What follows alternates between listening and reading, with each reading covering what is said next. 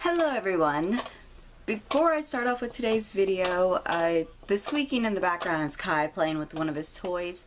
It's either this and him hitting my camera, would you please, or be jumping all over me, which I prefer this over that. Today I'm going to be doing the book trope bingo, but before I get into that, I want to let you guys know what the new channel name is going to be. If you guys don't know, I ran a poll on, what my new channel name was going to be because I've been wanting to change it for a while, and I uploaded the video I think last week, and there's about 70 people who voted on the poll, and the winner was Midnight Reader. So I'm already working on a banner for it, so hopefully that'll be done soon, and I will have it up for you guys. I may have problems with it. It's been a while since I've had to make a YouTube banner. But know that I am working on it, and I will get it done. I'd be lying if I said I was surprised that it won by a landslide. There was other usernames that I wish had gotten more of a chance in this little poll, but like the Reading Otaku, that had the least amount of votes. And yes, that's mainly because I didn't add that username until like the poll was halfway over. But I mean, like at the same time, while I feel like certain usernames would have fit the channel better, I wanted this to be like a community thing. So that's why I'm going with like the majority rules here. I will be using Jesse's book trope bingo, and I even got myself some little heart stickers, and I didn't fold these up, but I don't think it really matters. I think the rules of bingo are pretty self-explanatory, so you guys know how all this is going to go. So let's just jump right into it. Okay, first up is B1 and Kai squeaking. B1 is the Golden Trio. Obviously there's a lot of golden trios that I can choose from, and I have a specific one in mind. It's not one of the popular ones. Is The Blackwell Pages by K.L. Armstrong and M.A. Marr. I really love this trilogy, and there's 3 main characters in it. Off the top of my head, I can't remember what the main characters' names are, so give me 1 second. Okay, it's Matt, Lori, and Finn. And whilst a lot of people wouldn't call them like a golden trio, because one of these characters can be considered the bad guy for like the majority of the series, but I really love this trio, and they work so well together. And even though while it's not an iconic like golden trio, this is probably be more like a silver trio. This is the main trio of the series, and I didn't want to go with one of the more popular obvious answers like Harry Potter and Percy Jackson, and this is the first trio that came to mind that I absolutely loved. By the way, if you guys haven't read this series, I mean, it's a middle grade series, but it is really good and deals with Norse mythology in a way that I hadn't anticipated. So that's 1 heart on the Golden Trio. I had to take the sweatshirt off. It's way too hot in this room, especially with Kai like laying all over me. Alright, number 2, I3. I3 is Insta Love, and I was kind of hoping I would get this one because I absolutely hate Insta Love with a passion, and there are so many books that I absolutely just cannot stand. And I got rid of quite a few of those books, so it's going to take me a minute. I could say The Upside of Unrequited, which I just finished, but that's more like Insta Crush than Insta Love, so I can't really count that. Oh, I have the perfect book for this. You guys will see me grab books from these 2 shelves a lot because I moved all of my red books up on these 2 shelves, and my majority of my TBR books over here. I've read some of these. But The Marked Girl by Lindsay... I don't know how to say her last name. The main 2 characters in this book, it's not a very obvious Insta Love because the main male character, Cedric, is more focused on getting home in the beginning than on Liv and her problems and really liking her. But like, it's very early on in this duology that they just really start like instantly start kissing and thinking about each other constantly, and oh my god, it's first love. It's pretty distracting from like the main problems of the story, and I for one would 100% count this as Insta Love. I also don't like the cheating aspect of this book, but I'm just throwing that out there. 1 more heart for me. I1. I1 is the chosen one, a trope that I never get tired of, and I think Harry Potter would be like the most obvious. Can I like give multiple books for this? Because I feel like you kind of have to say Harry Potter with this, because this is like the OG chosen one.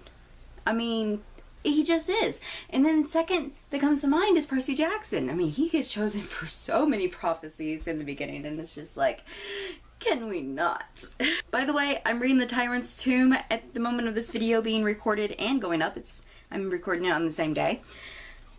I'm really loving the book, even though I'm only like 94 pages into it. So Percy Jackson's really in my brain right now, and I'm really wanting to read the series. But, okay, so we have those chosen ones, and then, technically, this is a chosen one trope as well, but The Maze Runner.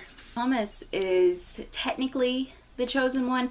He is more so in the movies than he is in the book because of the whole, I'm not going to spoil it, but the thing with his blood. But at the same time, he's kind of the chosen one in this, in the fact that he's chosen to lead these boys in their quest to escape this harsh government. Yes, I really, really love the chosen one trope, especially when it's not standing on its own, but when it's paired with other certain tropes around it. Like how Harry Potter and Percy Jackson have the golden trio trope going on as well. The Maze Runner, I don't really think it has, I mean, it has the quest thing going for it as well, and so does Harry Potter and Percy Jackson. Harry Potter has the magic school trope going for it. Percy Jackson has the summer camp trope, if you count summer camp as a trope. I kind of do, because not many books deal with summer camps. And the Maze Runner would be, let's see, what other trope would that fit in?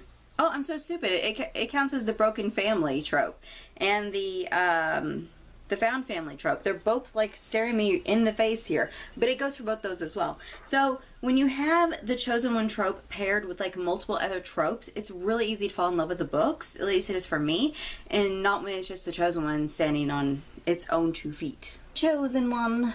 Next up, I'm actually having a lot of fun with this, guys. O2. O2 is magic school, and I just talked about this with the whole Harry Potter thing. There is another magic school that comes to mind like right off the bat. Tempest and Slaughter by Tamara Pierce. This falls into a couple of other tropes as well, such as the broken family, the found family, the golden trio, but this also fits into magic school because the entire book, or basically the entire book, is taking place at this magical school, and he's learning to be a mage. I still don't know if his name is Amar or Arem.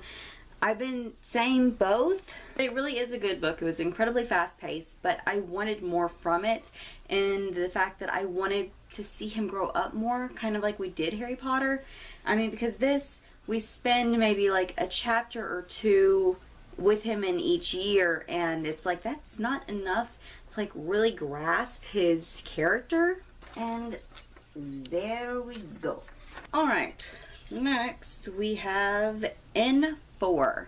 N4 is the bad boy with a tragic backstory. We have City of Bones by Cassandra Clare. I kind of wanted to pick Julian, but he's not really like a bad boy. I mean, he is, in the fact that he is ruthless and will do anything and everything for his family, but at the same time, he doesn't have like the persona of a bad boy, where Jace Wayland really, really does. So, bad boy with a tragic backstory, done and done. We have G5. And G5 is Antihero. Oh. The closest comparison I can make to Antihero is Jack Sparrow from Pirates of the Caribbean. But like, for some reason, nothing in my brain. Oh, wait. No? Yes. Warner from the Shatter Me series. He's supposed to be the villainous bad guy working for his dad and like always just like ruining everyone's day. I don't know why I said rue everyone's day. Antihero is done. I feel like Antihero can be a trope that you can argue that one. I mean, Warner, I kind of consider him an anti-hero just because he was supposed to be bad and he did bad things while also doing good things, especially primarily with Juliet, but I still think I can consider him an anti-hero. Next up is 04. 04 is star-crossed lovers. I hate this trope, by the way. I mean, well, let me put it this way. I like this trope if it's done well. The majority of the time it's not done well, and I don't like it. That's why I don't really like Romeo and Juliet. The whole star-crossed lovers thing is really just tiring. You know, actually a good example, I was gonna do Don't Look Back by Jennifer Armentrout because that I consider star-crossed lovers, but the Hunger Games, Katniss and Peeta, they actually kind of really work as star-crossed lovers. I believe they're even described as star-crossed in the book sometime or another. They might not be. It's been a while since I've read this book. Next up is N3. N3 is... I didn't need to write N3. It's free space. Oops. Moving on. Next is B4. Oh, hey, but filling that free space, now there's only 2 left in this row. Okay, but B4 is Hate to Love. And I have the perfect book for this. Okay, there's plenty of other books that could fit with this a lot better. But I just finished reading Red, White, and Royal Blue, and this definitely has hidden crush, even from the main character, kind of love to hate relationship, or hate to love relationship. And I simply love this trope so much. It's probably why I ship Harry and Draco from Harry Potter so much, just because I love that hatred that could possibly turn into a really passionate romance. I don't mean passionate in the sexual sense. I don't, because usually those parts of books I completely skip because I find them repetitive and boring. It's like, you read it once, you've read it 100 times. Fan fiction is another story. But yes, I really love these characters, and even though it took me seriously the longest time, I think almost a month, to finish this book, because this book is 400 plus pages and it's 15 chapters, and that was not okay. But yeah, our main character is the first son of the President of the United States, and our other main character is the Prince of England, and the President's son doesn't really like the Prince of England, and it starts from there, and it definitely improves as the book goes on. Also, if you're looking for a political read, I recommend this as well. Political with a lot of fluff. Let's put it that way. That's Hate to Love done, and we almost have 2 lines done. Oh, 3 lines done. Yay. We're getting somewhere. Okay, next is N2. Absent Parents. Okay, this is the YA genre we're talking about, at least in my sense. So there's a lot of absent parents. You can take as absent, like they're in their lives, but they don't really care about them, so they're absent emotionally. Or you could do like absent, like they've just completely left them on their own. Or you can even say absent as in killed. This is also, like I said, it's in the entirety of the YA genre, so obviously this has to be a trope that you are okay with reading, or you enjoy in some way to actually get into the majority of these books. I guess not, but at the same time, how much do you enjoy books that have the parents like so involved in the main characters' lives that it's like suffocating? Because whenever I read a Becky Albertalli book and the parents are like so invested, I'm like, just back off. Can these parents like disappear? And that's how I feel with a lot of contemporary books, just not Becky Albertalli's, but I just read 2 of her books, so it's just fresh in mind. So I prefer the absent parent trope, and I feel like if the book has absent parents, I am more inclined to pick it up and enjoy it. Okay, I honestly thought I was going to have a hard time with this, so I actually turned the camera off to figure out what book I was going to choose for this. But The Raven Boys. Poor Adam. Adam is my favorite character.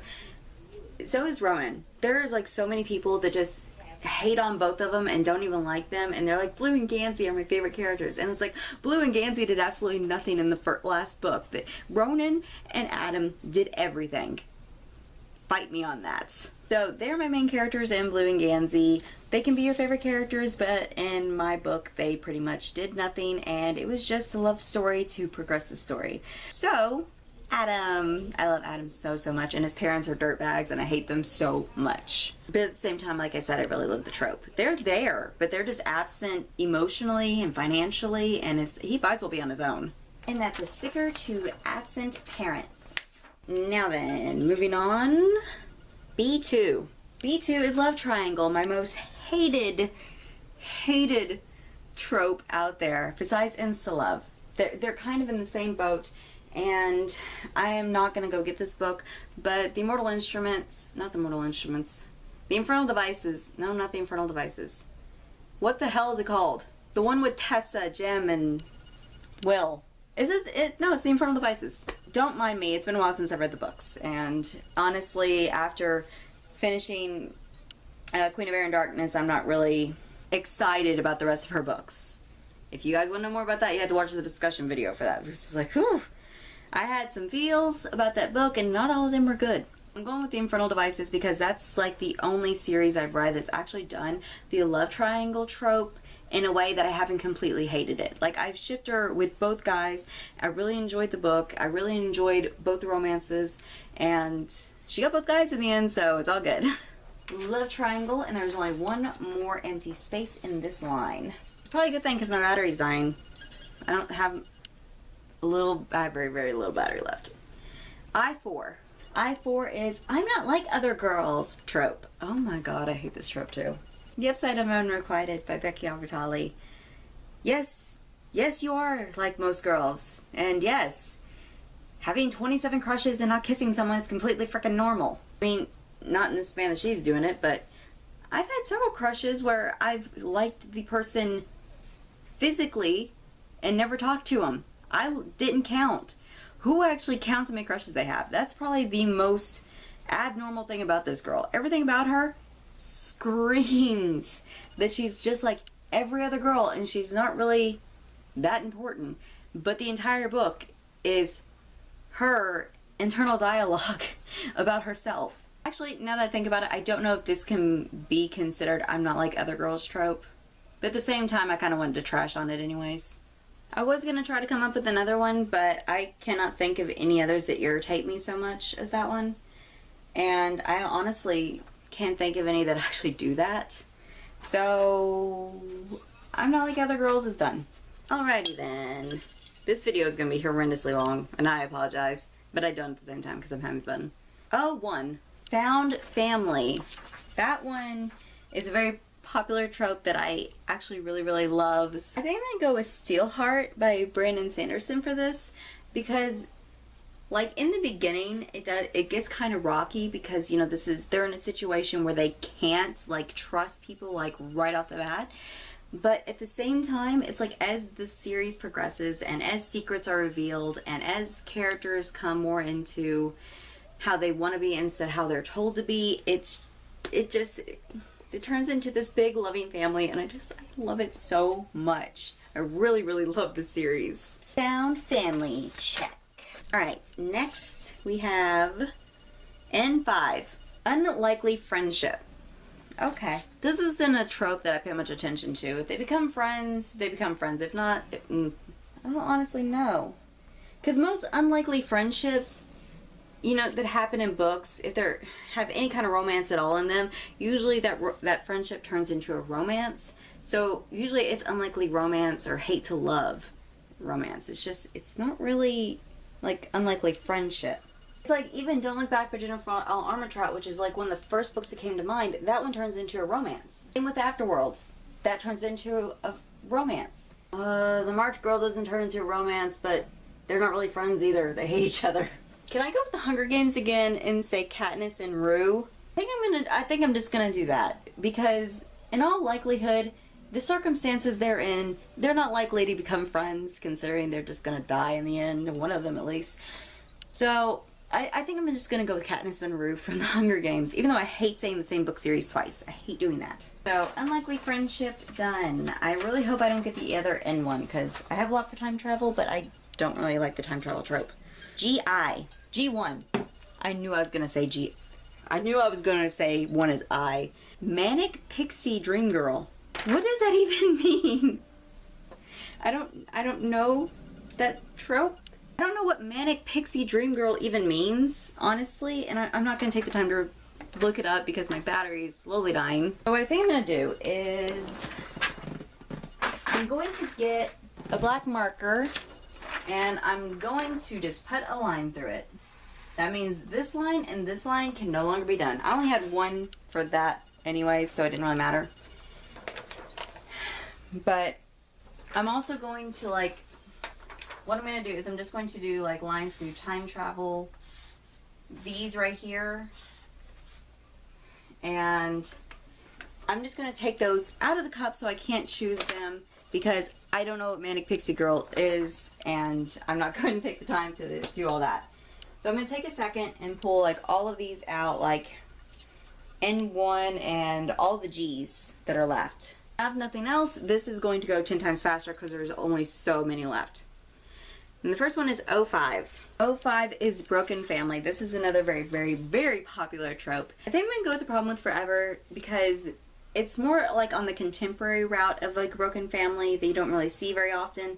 This is about two foster children who are raised together in the same home and they're being abused, and the male main character is protecting the female main character. And then they find each other like years down the road after they've been adopted, and it starts into a budding romance. But they're from a very, very broken family. Like in the beginning, I can't remember the circumstances of their birth parents, but then they get taken in by a foster family that's not very nice, and then they get adopted again, and they themselves are their family, but they're also getting pulled and pushed together like crazy until the very end where they finally just decide that, hey, we're going to be together. I really, really did love this book too, and it made me cry on more than one occasion. But I mean, Jennifer Armentrout has a bad habit of doing that to me. Oh, that was Broken Family. Literally, the next one is going to fill up, so we have one more left. It's going to be 03, the book-loving character. Okay. As a book lover, and as someone who loves seeing this trope done in books, I really want to choose, I hate to choose Katie from the Lux series by Jennifer Armentrout because she is a book blogger, and I absolutely love that about this book series. She like gets arcs, and she does like little video reviews and everything on her blog, and it is just, I love it so, so much. But at the same time, I want to choose another one besides this. Oh, hey, Afterworlds by Scott Westerfeld. Technically, the main character of this book is writing a book. Well, technically, she wrote it, and she's in New York dealing with all the things that come with editing and whatnot. Go with Annabeth Chase from the Percy Jackson series, too.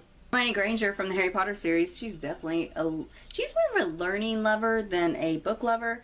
But I think they're one and the same at this point. I mean, because usually when I read books, I love learning new things. Whether they're for recreation or for my writing craft and stuff like that. And I think that's gonna have to be it. I got a line done and almost 2-3 others done, which I count as a success. Here's my very filled page. We pretty much did all of these. I would do the last two just for kicks and giggles, but my battery is flashing right now, so I have like maybe a minute before it dies. That was the book trope bingo. I may actually do this again with a different bingo sheet later on down the road because I really enjoyed this. I had so much fun. And let me know in the comments below what you guys think of the new channel name and the new channel banner whenever I'm actually able to get that fixed size-wise and put up on YouTube. And until then, guys, thank you so much for sticking with me through the entirety of this video. If you actually made it to this part, thank you so much. This is a long video, I know. But yeah, thank you so much for watching, and I will see you next time. Bye!